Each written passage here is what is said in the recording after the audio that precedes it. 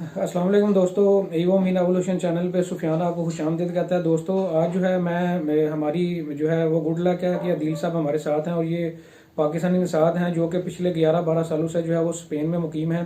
तो कुछ इंटरव्यू मैंने सोचा कि इनसे जो है वो करते हैं, कुछ क्वेश्चन हम करेंगे जिनको जो है मैं मुख्तलिफ वीडियो के पार्ट्स में जो है वो आपसे जो है वो यूट्यूब पे शेयर करूँगा।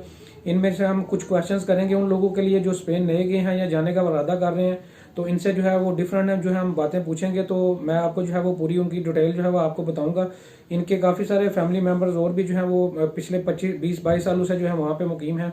तो इनसे जो है कुछ चीज़ें हम आपसे पूछेंगे जो कि मैं फिर आपसे जो है वो सारी बेसिक जो चीज़ें हैं जो लोग स्पेन में जाने का प्लान कर रहे हैं या जो वहाँ पे मौजूद हैं वो किस तरह की जॉब्स करें, किस तरह जाना आसान है, वो सारे जो है क्वेश्चन हम इनसे करेंगे। अच्छा, आज जो है हम इनसे पूछेंगे कि स्पेन में जो है जितने भी मुख्तलिफ जो जॉब्स हैं उनमें से सबसे ज़्यादा जो पेइंग जॉब है जिसमें ज़्यादा अर्निंग है वो कौन सी है, ये हमें थोड़ा सा डिटेल में बताएं कि अगर कोई बंदा स्पेन में जो है वो गया है वो कौन सी ऐसी जॉब करे जिसमें उसकी अर्निंग जो है वो ज़्यादा हो। तो वो वाला प्रोफेशन हमें बताएं और जॉब बताएं। जी, इस क्वेश्चन के बारे में थोड़ी सी ब्रेनस्टॉर्मिंग जो है ना वो करनी ज़रूरी है, क्योंकि अभी रिसेंटली एक साल हुआ है, बिल्कुल टोटल जो है ना वो सब कुछ चेंज हो गया है। जॉब्स का, अर्निंग्स का क्राइटेरिया चेंज हो गया ये कोरोना की वजह से।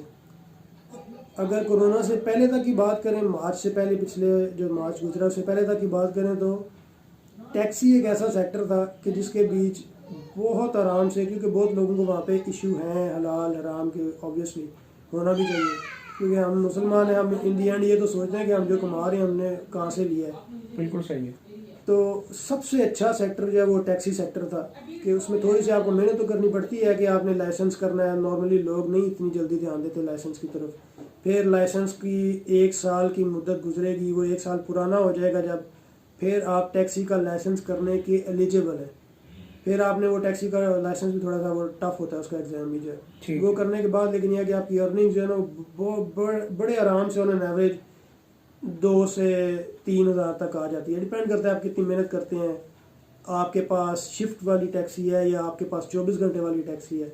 लेकिन ये उसमें बहुत ज़्यादा अच्छी अर्निंग थी कि एक बंदा बड़ी इज्जत से अपनी फैमिली भी रख सकता है, कोई खर्चा बचा भी सकता है। और टैक्सी जो है ये एक अच्छा मतलब सबसे जितने भी जॉब्स वाले जो काम है उनमें टैक्सी जो है एक प्रॉफिटेबल जो है वो प्रोफेशन है अगर आपको लाइसेंस ले लेते हैं तो। फिर जी बिल्कुल, टैक्सी जो है वो मतलब आप देखें ना, क्राइटेरिया हमने रखा है जॉब्स। तो बिजनेस वाले तो वो और है, कोई कम भी कमाता है कोई ज़्यादा, लेकिन जॉब का जो क्राइटेरिया है उसके बीच सबसे बेहतरीन जॉब यही थी जिसमें आपको दूसरी टेंशन नहीं है। आप किसी स्टोर पे काम करते हैं तो ऑब्वियसली आपने वहाँ पे आप बियर देते हुए आपको होता है कि यार मैं ये क्या कर रहा हूँ, या इस तरह के काम आप किसी दोनों जॉब पे करते हैं। अक्सर ने जो है वो बियर्स वगैरह रखी होती हैं, आपको भी प्रॉब्लम्स आती हैं, बंदा सोचता है।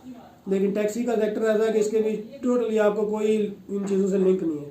कस्टमर बैठा है, आपने उसको सर्विस दी है, उसने आपको पे कर दिया है, वो अकेला बैठा है, 2 बैठे हैं, वो क्या लेके बैठा है, इसमें आपकी कोई जिम्मेदारी नहीं है।